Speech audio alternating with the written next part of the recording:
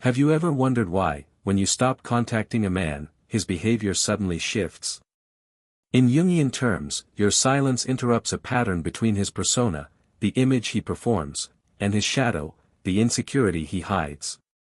Most men are conditioned to respond to availability with casual effort and to absence with curiosity or control.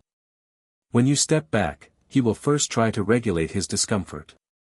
He may tell himself he's busy, delay a day, then two, and watch whether you break first. Next comes the monitoring phase, checking your profile, asking mutual friends, testing with a low-effort message or a like. If he is avoidant, your quiet will feel like relief at first, then unease. If he is anxious or validation-driven, he will escalate into protest behaviors, teasing, jealous hints, sudden charm, or minor provocations.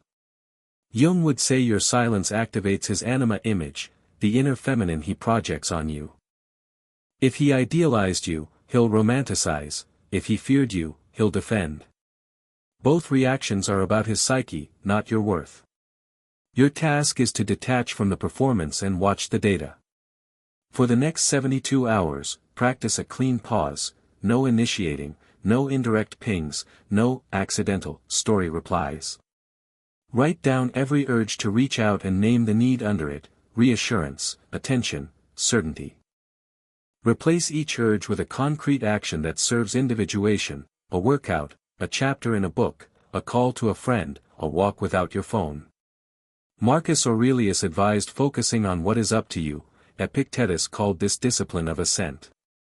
Apply it to your phone. Mute him if needed.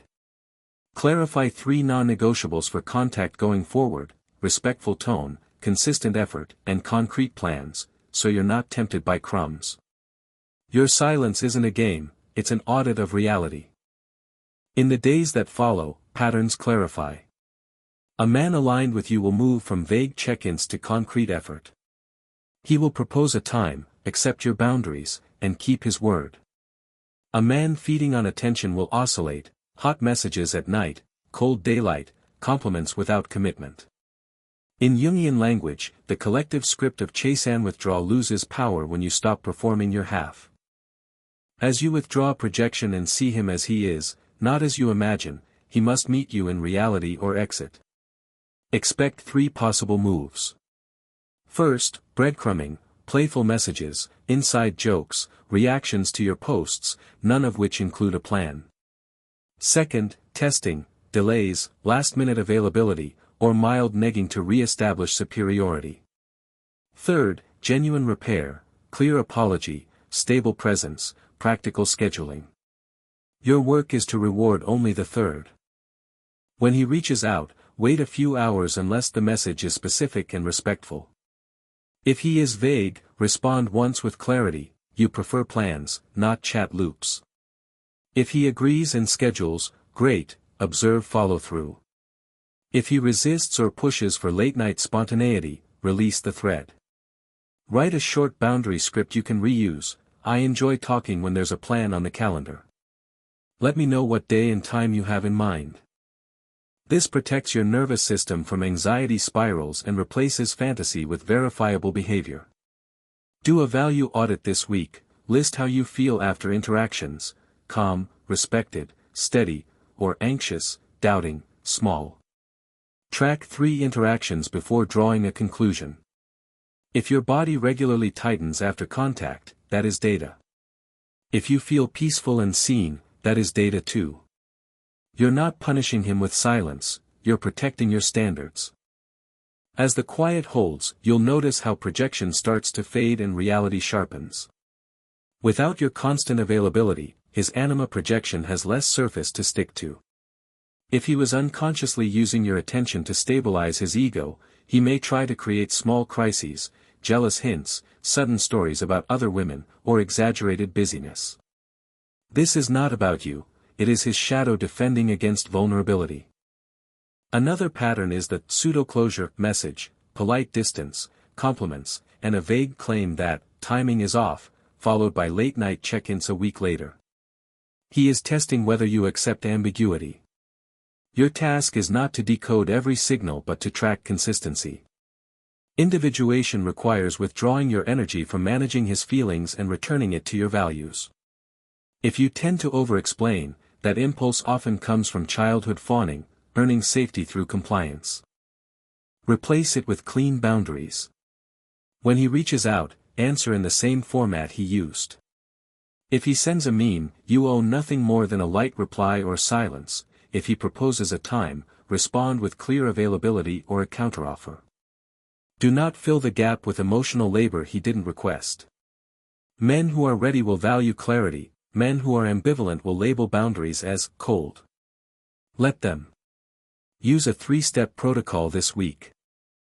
First, the 24-hour observation window. Do not respond to vague pings immediately. Give your nervous system time to settle, then decide. Second, the plan or pass rule. If there's no concrete plan after 2 exchanges, pause the thread. Third, the 2 yes standard. You say yes to the man only when you can also say yes to yourself, yes to your sleep, your schedule, your peace. If either yes is missing, it's a no. Journaling exercise. Write 1 page titled, "What I Give That Isn't Asked For." List behaviors like reassurance, pep talks, reminders, and constant availability. Circle 3 you will stop for 7 days. This isn't punishment, it is data collection about who steps up without being carried. Silence exposes archetypes. Some men shift into the hunter, focused, suddenly decisive, sending plans and following through.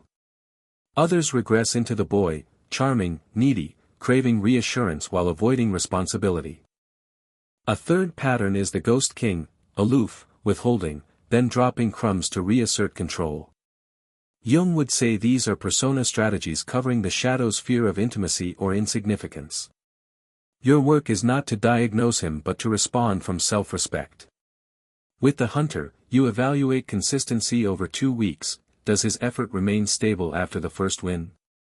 With the boy, you decline caretaking and return responsibility. If he wants time, he schedules it. With the ghost king, you disengage from theatrics and require clarity or nothing. Notice the internal pull to manage outcomes. That urge often comes from a nervous system primed by past unpredictability. Before replying, regulate first, then decide. A simple drill: place the phone face down, set a 3-minute timer, breathe slowly, and relax your jaw and shoulders. Reread his message only once the timer ends. Most impulsive yes answers dissolve after regulation because they were attempts to reduce tension, not to honor values. Marcus Aurelius would call this returning to the present task, Epictetus would call it guarding your impressions. If he sends mixed signals, warm words, cold actions, assume the action is true. Projection fades when behavior leads. Write a 1-sentence policy for yourself: I only invest in people who plan, show up, and speak respectfully. This is not a slogan, it is a filter. Each message either passes or fails. Do not negotiate your policy in private fantasies. Action exercise for the next 48 hours, identify which archetype he's presenting: hunter, boy, or ghost king. Draft a single sentence you will use with each. For the hunter, great, Tuesday at 7 works, see you then. For the boy, I enjoy this when it's planned, what day are you suggesting? For the ghost king, I don't do late-night spontaneity, if you'd like to meet, propose a time. Practice these aloud once a day so they become default responses. You are not punishing, you are calibrating. Healthy silence is not stonewalling, it is consent-based distance. Stonewalling tries to punish. Clean silence gathers data, protects your nervous system, and requires adult communication. To keep your side clean, avoid performative signals designed to provoke him: thirst traps, vague quotes, pity posts. Those are control attempts in disguise and keep you stuck in the collective script. Jung would call this being possessed by the complex. You become reactive rather than sovereign. Your aim is individuation, you choose, rather than compulsively seek to be chosen. When contact pauses, your inner animus, the internal image of the masculine, will test you. If your animus is critical, you'll hear thoughts like, "You're too much, "You waited too long," or "You should have replied at midnight." If your animus is immature, it will push you toward chaos. Text him now or lose him. Neither voice is truth, they are imprints. Replace them with a measured standard: respect, clarity, and reciprocity. If his actions meet these, you proceed. If not, you pause without drama. Try the 72-hour loneliness audit. For 3 days, meet the social need without using him as the regulator. Schedule 1 friend call, 1 community task, gym class, workshop, volunteering, and 1 solo practice, reading, deep clean, nature walk. Notice how the ache shifts when connection is diversified. Write down 3 moments you reached for your phone to soothe anxiety and what you actually needed: rest, company, challenge, or novelty. Then give yourself that directly. Build a simple data log this week with 5 columns: date, his action, your action, body signal, outcome. Keep it factual: he reacted to story, no plan. I did not reply. Body calm after 30 minutes. Outcome, Fred idle. After 7 entries, patterns emerge. Behavior is the map. Use a concise boundary script you can reuse: I'm available when plans are clear. If you'd like to meet, propose a day and time. If he doubles down on ambiguity, you double down on peace. Epictetus would remind you that freedom begins when you stop needing what you cannot control. Your attention is not an ATM, dispense only when terms are met. When you stop reaching out, his nervous system looks for equilibrium. Some men try a deactivation strategy: they downplay what you shared, rewrite history, or frame you as too intense so they can protect status. Others move into strategic charm, polite, consistent, yet still non-committal. Jung would view both as defenses of the persona against the shadow's fear of genuine contact. Your role is to remain reality-based. Do not argue with a story he tells himself to stay comfortable. Observe whether his actions match adult partnership, honesty, time investment, and accountability. If he reframes your standards as pressure, note it. Standards are not pressure, they are clarity. A predictable challenge appears here: your trigger to self-repair the bond. That urge often comes from an inner belief that love must be earned through effort. This is animus distortion, an internal voice that equates intensity with value. Replace it with a grounded metric: connection is demonstrated through consistent behavior over time. 1 good date or 1 sweet message is not a pattern. 3 weeks of kept plans and respectful communication is. Create a stop, see, sort card in your notes. Stop, put the phone down for 10 minutes. See, name what is present: urge, anxiety, hope, loneliness. Sort, choose 1 aligned action: sleep, exercise, focused work, or scheduling time with friends. Only after sort do you decide whether to respond. This separates regulation from relating. Add the two-way bridge check before replying. Ask, did he cross his side of the bridge with effort, plan, clarity, follow through? If yes, you can cross yours. If no, you remain on your side, calm and courteous, without overgiving. This prevents you from becoming the sole builder while he enjoys the view. Practice microclosure daily: close the chat app after reading, breathe for 4 counts in and 6 out for 2 minutes, then choose. Marcus Aurelius spoke of returning to the task at hand: your task is your life, not his tempo. The right man fits into your rhythm, the wrong one disrupts it. Action step: draft a 1-sentence policy and pin it: I match energy only when it's consistent, respectful, and scheduled. Use it as your immediate filter this week. At this stage, you may face the hardest pull: the scarcity story that whispers, he's rare, don't lose him. Scarcity is a nervous system memory, not an objective fact. Jung would say you are confronting a complex, an emotional knot tied to earlier experiences of being chosen or ignored. Complexes distort time: 10 minutes of no reply can feel like rejection from years ago. Counter this with structure. Set a decision date 2 weeks from now. Until then, you respond only to clear, respectful, plan-based messages. On the decision date, you review evidence and choose your path. This ends passive limbo and restores agency. Differentiate hoovering from repair.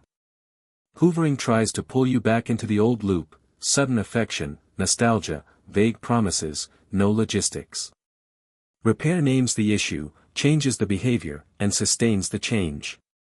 If he says, "I've been thinking, I was inconsistent.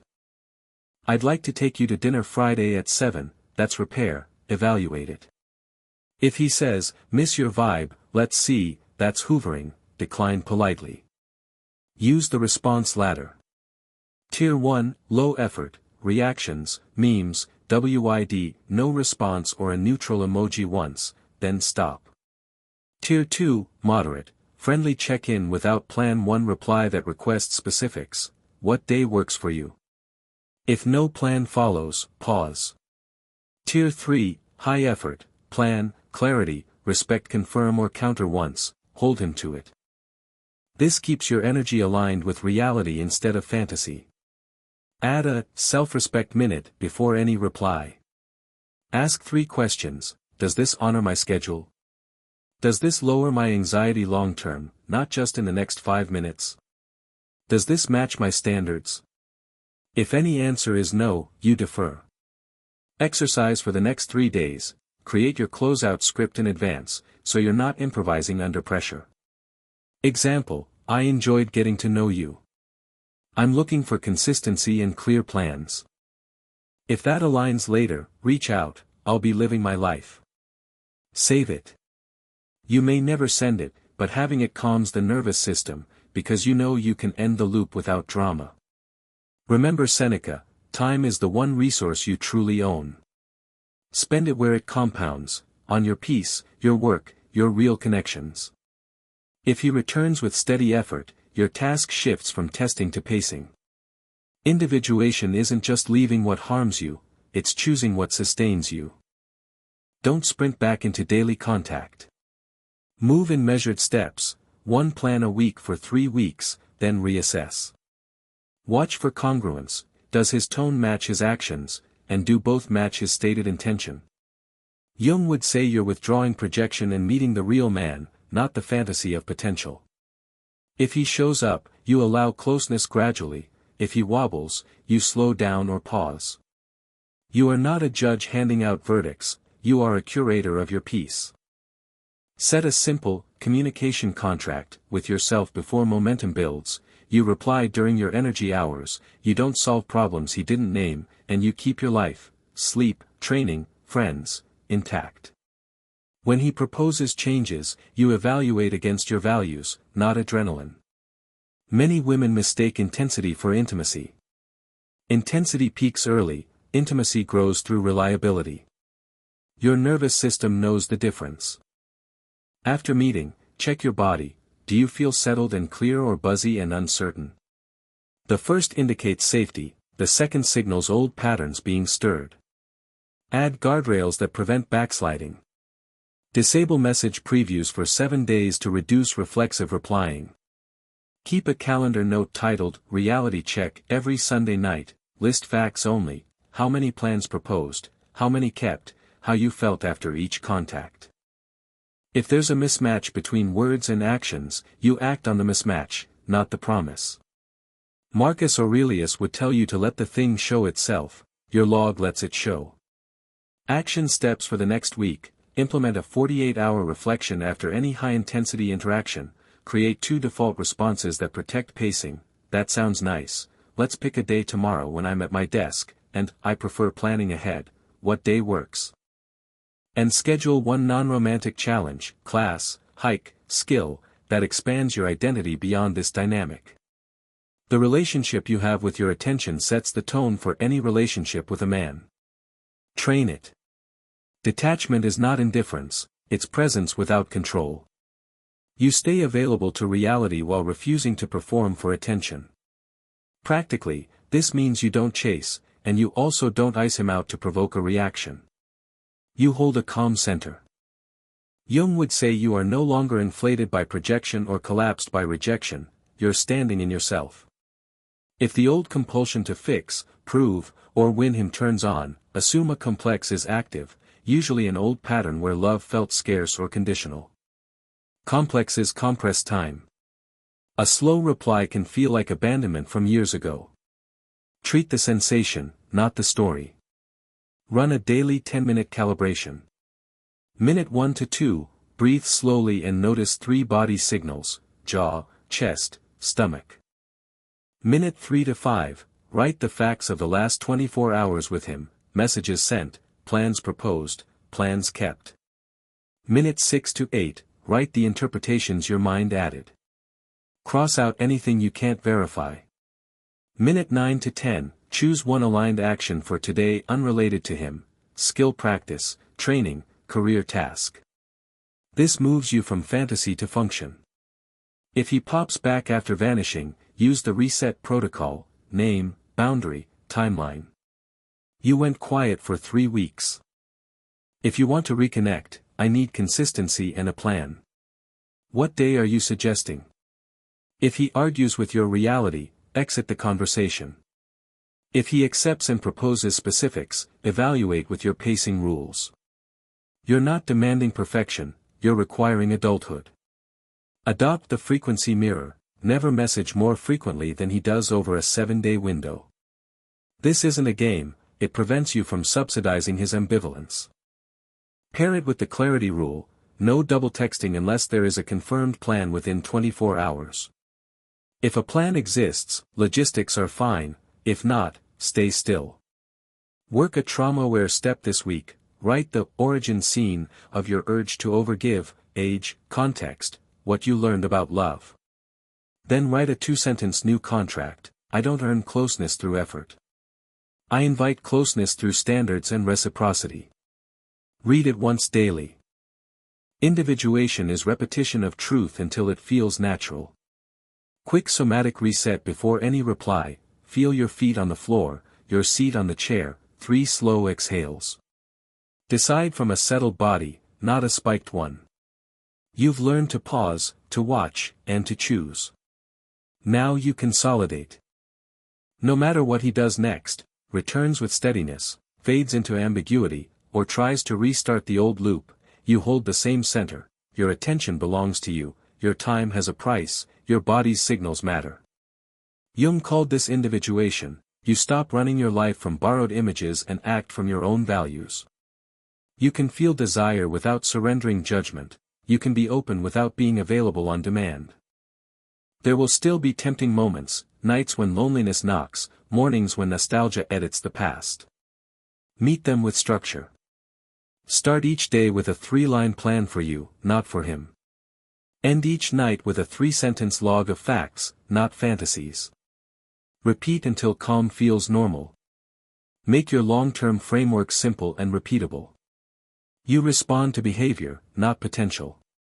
You match energy only when it's consistent and scheduled. You pace closeness to protect your nervous system. You keep a clean exit ready: if respect or reliability drops, you communicate once, then step back without drama. You don't educate a man into wanting you, you allow a man who wants you to act like it. If he is aligned, your steadiness will not scare him, it will orient him. If he is not, your peace will reveal it quickly. Craft a vision that guides your choices. Write 1 page titled, What Partnership Means to Me, and list the feelings you expect to live in most days: safety, play, honesty, growth.